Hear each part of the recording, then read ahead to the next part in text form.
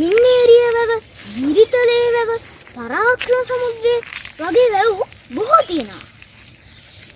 හැබැයි ඒ අනුරාධපුර පොළොන්නරුව ඒ කියන්නේ රජරට. එහෙමත් නැත්නම් වැව්වැදි රාජ්‍ය.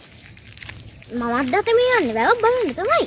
හැබැයි මේ අනුරාධපුර පොළොන්නරුවත් නෙමෙයි. මේ කොළඹ. එහෙනම් ගිහින් බලමු.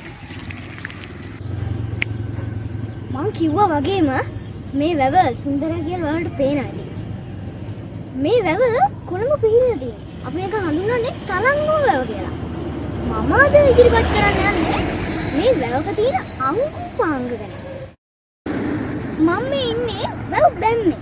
මගේ මේ දකුණු පැත්තෙන් තියෙන්නේ වැව. මගේ මේ වම් පැත්තෙන් තියෙන්නේ වැවේ දියවර අරගෙන පෝෂණය වෙන කුරුයා. මම මේ වාඩි වෙලා ඉන්නේ වැව බැම්මේ තියෙන ගලක් උඩ. අර වර්ෂාව කාලෙදිම මේ වැවේ ජල මට්ටම ඉහළ යනවා. ඉහළ ගියාම මුහුද රැළ වගේ ඇවිත් මේ වැව් බැම්ම ගැටෙනවා. ඒකට වැව් බැම්ම කාදනය වෙනවා. ඒ කියන්නේ සෝදගෙන යනවා. එතකොට ඒක වළක්වන්න අන්න අර වගේ ගල් දාලා තියෙනවා. අපි ඒකට කියනවා රළපනාව කියලා. මං කිව්වා ජලය නිසා මේ වැව් බැම්ම කාදනය වෙනවා කියලා. අන්න ඒක වළක්වන්න මේ රළපනාව තියෙනවා. මේ තියෙන්නේ පැහැදිලිවම මේ වැවේ තියෙන්නේ වතුරනේ. වතුරට අපි වැවේදී භාවිතා කරන්නේ වැව් දියවර කියලා. මේ අර අපිට ඈතින් පේනවා ගස් කොළන් එහෙම පේනවා. ඒ තමයි වැව් ඉස්මත්ත. මේ වැවේ වර්ෂාව කාලෙට හැම වැවේ ජල මට්ටම ඉහළ යනවා.